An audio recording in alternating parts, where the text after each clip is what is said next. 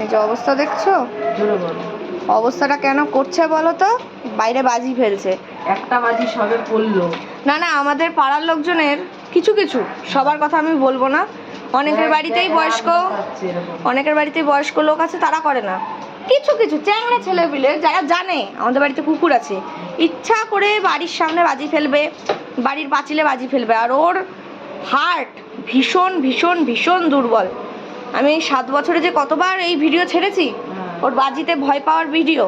আমি জানি আমার পাড়ার অনেকে আমার ভিডিও দেখে, আমি তাদের উদ্দেশ্যেই বলছি এইসব ছ্যাবলামো বন্ধ করে দাও, এইসব ছ্যাবলামো বন্ধ করে দাও। আমি বলছি, এই ভাষাতেই বলছি, আমার এই কুকুরটার যদি কোনো ক্ষতি হয়, এ তোমাদের এরকম মানে অসভ্যতামির জন্য বাজি আমিও কিনতে পারি, ঠিক আছে? আমার কুকুরটার যদি কোনো ক্ষতি হয়, বাজি আমিও কিনতে পারি, এটা মাথায় রাখবে।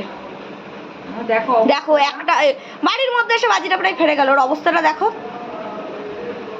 আবার সেই দামড়া ছেলে পিলে, তাদেরকে বললে কি অসুবিধা জানিস না?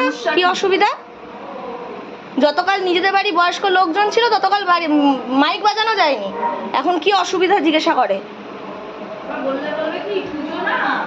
এদের নামে কেস করে দেওয়া উচিত, পুলিশ কেস। রাস্তার কুকুরগুলোর গায়ে গায়ে, সে আগে একটা কুকুর থাকতো পাড়াতে, কালী নাম ছিল, বাজির ভয়ে অন্য পাড়ায় চলে যেত, 2 দিন আসেইনি, গায়ে মায়ে বাজি ফেলতো। আমি আর মা খুঁজতে গেছি যে কোথায় চলে গেল বাজির ভয়ে।